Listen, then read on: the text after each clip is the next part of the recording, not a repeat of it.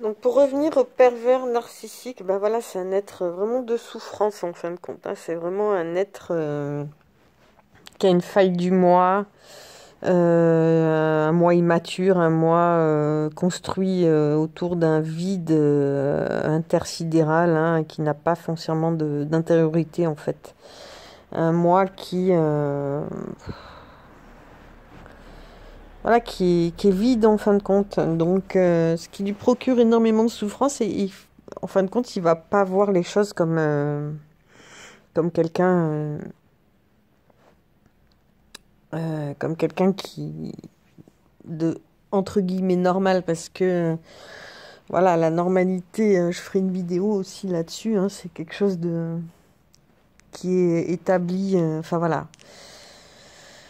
C'est encore un autre truc, mais donc lui, le pervers narcissique, est vraiment un être en fait compte très angoissé, hein, qui est vraiment dans le contrôle permanent de tout ce qui est son environnement, sur laquelle il va avoir une maîtrise totale parce qu'il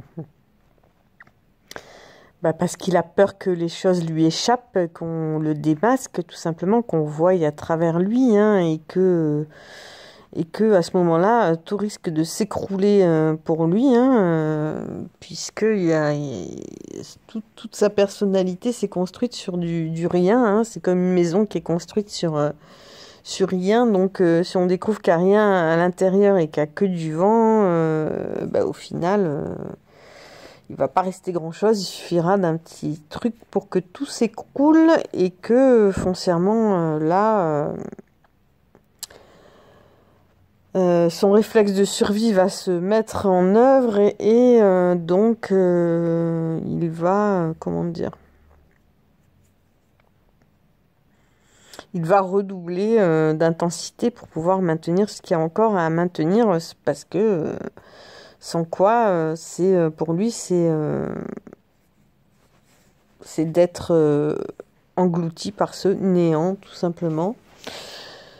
Ce néant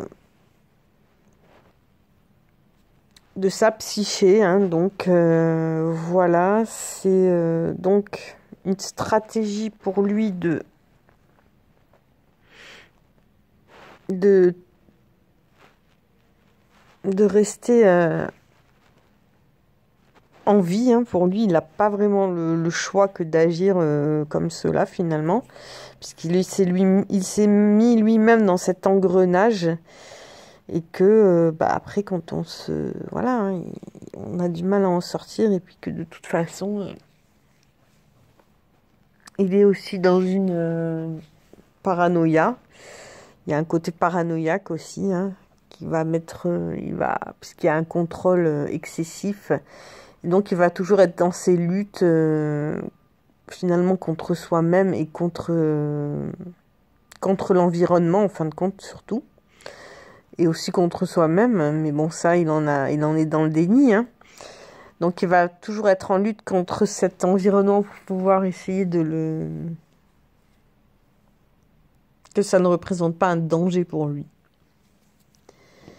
Et qu'on ne découvre pas ses failles, tout simplement. Donc voilà, c'est toujours quelqu'un qui est en lutte, en perpétuelle lutte, en perpétuelle où il ne peut pas réellement lâcher prise, hein, jamais. Et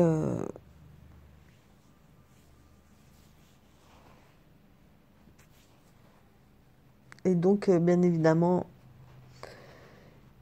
il en souffre, mais pour masquer tout cela, il est obligé de faire souffrir autrui. Voilà ce que je voulais vous dire pour cette petite séquence.